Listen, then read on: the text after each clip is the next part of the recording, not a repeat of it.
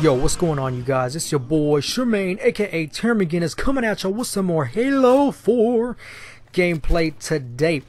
And I have my boys Bloody and Brian with me, and we were dominating like we always do for the most part. And this gameplay is pretty damn great. I pick up this saw, and I think I go on a killing frenzy right off the back, baby, 10-0. And then I run out of bullets, get reimbursed completely. Would have went on probably another killing frenzy, but then I got fucking killed by a plasma grenade. And then I accrued a couple of deaths that I really shouldn't have. So basically, I should have done a lot better by the end, even though I did play pretty damn well. So enjoy that gameplay in the background. And in this video, we're going to be talking about beta testing. And I'm also going to relate it to Halo 5, why I'm still concerned. You know, to further express my concern about having only one beta to be the end-all be-all. So let's go ahead and get started. Now, video games go through a long life cycle before they hit the shelves. At least that's what we would like to think, you know. That wasn't the case with last year with all those releases, you feel me? So the game goes through shitloads of in-house testing conducted by the developers and possibly other testers. I mean, hell, we don't even know. So this step should pick out most of the problems and fix them. You know, however, in-house testing can't create every possible problem, every possible situation, scenario, and issue. And that's where we come in.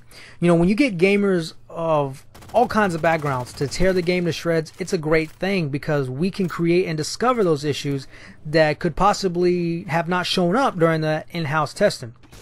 And it kind of goes like this. You know, when you have in-house testing, you're testing the game at when it's like the most optimized, because you're running on LAN, you're running on the software right then and there, and this software has been used to all of your, you know, your setup for so long. I mean, of course it's gonna run fine, it's gonna run perfect. But then when you get gamers in that have different connection, different internet speed, and just a different setup, you know, that packet of information that gets sent, that data, is a hell of a lot different from the data that it's used to, that it's always been computing for months and months and months.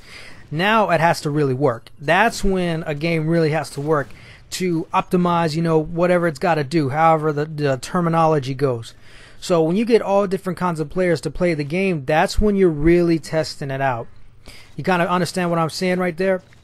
So that's why it's super important to get all different kinds of people to play, not just people that have great connection, because not everyone who buys your game is going to have great connection.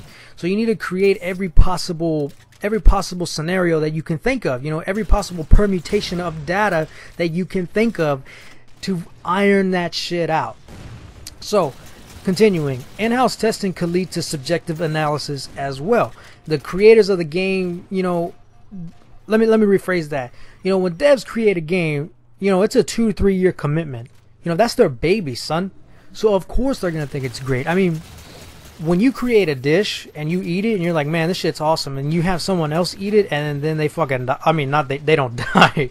They eat it and they throw up and they say it tastes like shit. You know, it hurts, man. It hurts.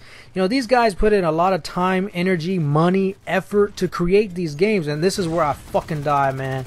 Lucky ass stick. I should have just, I don't know, I should have did a barrel roll or something. If that guy wouldn't have killed me, I would have went on another spree, I guarantee you.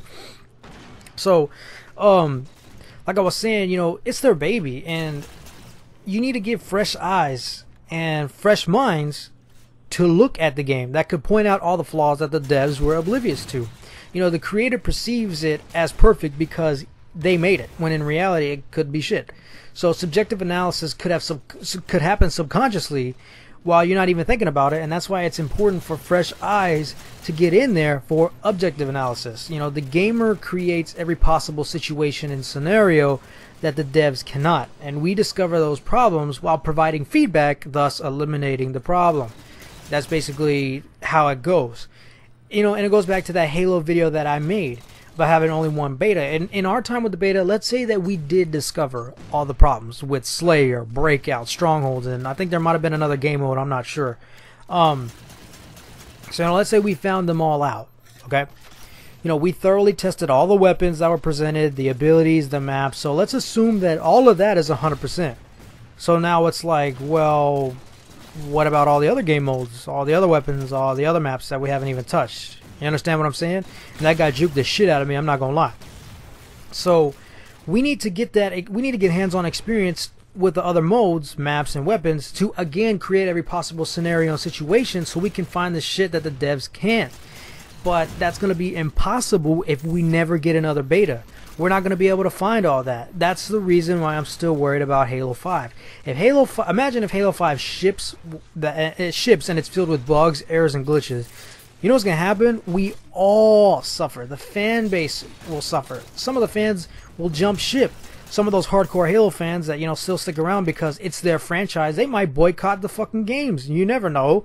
Sales will be down, further pushing away gamers from the Halo franchise. Quality suffers, and that's where we suffer the most, because then we just wasted fucking $60 to only get basically a campaign-only game. If we have another MCC launch, basically an unplayable online component that will take nearly 3 months to be able to function properly, that just cannot happen. That just cannot happen, and I don't think one beta will prevent all that. We, the fans, don't deserve that. The developers have worked too damn hard to let their creation, their baby, fall through the cracks. In other words, make it happen, 343. Seriously, just please make it happen. So, you know, in conclusion, beta testing gives us a voice, and it helps. You know, we the gamers actually have some influence in the development of the games we play. You know, in addition, we are exposed to broken aspects of games, which should be expected in betas and alphas and, you know, testing of the sort. Then we would be able to know what a game should and shouldn't have in it. So therefore, you're expanding your knowledge about gaming and becoming a more informed gamer. That's always a good thing. Help you justify purchases and know, like, okay, yeah, let me get that game because this game doesn't have problems, you know, blah, blah, blah, blah, blah. It's going to help you be more knowledgeable in the field of gaming. You know, as gamers, we want to know what's on the horizon, especially concerning our favorite games, our favorite franchises, which generally that's filled with information updates by development teams and stuff like that. But to be able to actually aid in development, to be able to like say like, man, my suggestion actually got implemented in a game. To aid development, to aid a game's development by having hands-on experience, I mean, yo, to me it doesn't get much better than that. So thank you guys for watching. Hope you enjoyed. I'm out. Peace.